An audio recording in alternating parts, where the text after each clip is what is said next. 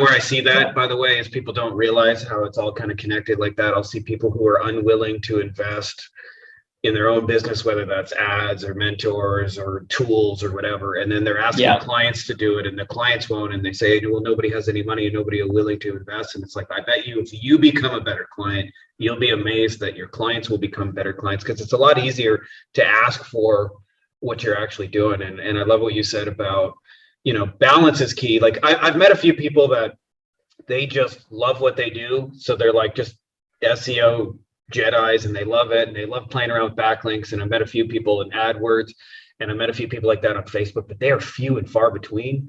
Most of us didn't start this business so we could stare at a damn screen all day. We want to have a life. And so like you said, if you're all work, what ends up happening is you're all screen time, you're all staring at that. It sounds cool in principle to be making $100,000. But if you're working 80 hours a week staring at a screen and you have no balance and you have no family life, it's not as cool as people tell you. Like there's nothing worse than achieving a goal and realizing you worked no reason. So I love that you guys have the beach life and you have cool events. I know it's a lot to juggle sometimes too, but it's easy to see what you're fighting for in that kind of situation.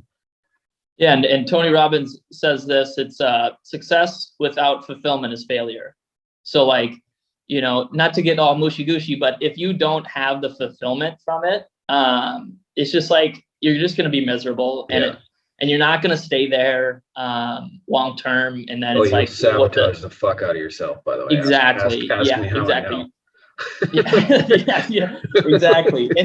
And two, just to add on to maybe it's tactical and a little bit of beliefs, but for me and you, I think, we're very creative and we know where we want to go. As far as the operations go, which I did previously, I don't like doing the actual operations. I'm not that amazing of an operator. So, if you can find somebody that can complement, things that you're not good at, which actually need, the backlinks need to get built, the content needs to get written, the processes need to get built. If you can find people like that and, team up with them or hire them or something that, I didn't do that for a long time because I just wanted it to be me and freelancer and this and that. But it's made a huge difference in if you want to talk about the holistic picture of growing, it's been a huge factor.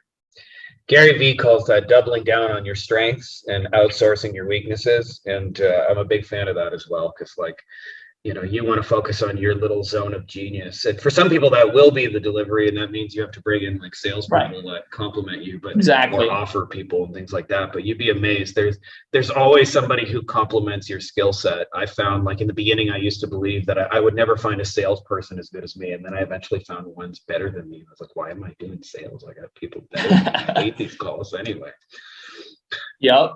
That's exactly how it goes. And that comes with a certain level of awareness. Again, taking a couple swings at the bat and trying things out and really staying in it long enough to be serious. For your audience, Frankie, I know a lot of people are either just starting or kind of getting going and really just like I said, I've been in it 7 years, and I know I'm young, but at the same time, 7 years is 7 years. Yeah. And it took me 7 years to get to 100K. So some people, I think arbitrarily compare success and, this and that when the grass isn't always greener. Yeah. You probably just need some more time and to tweak a few things to actually get going. So.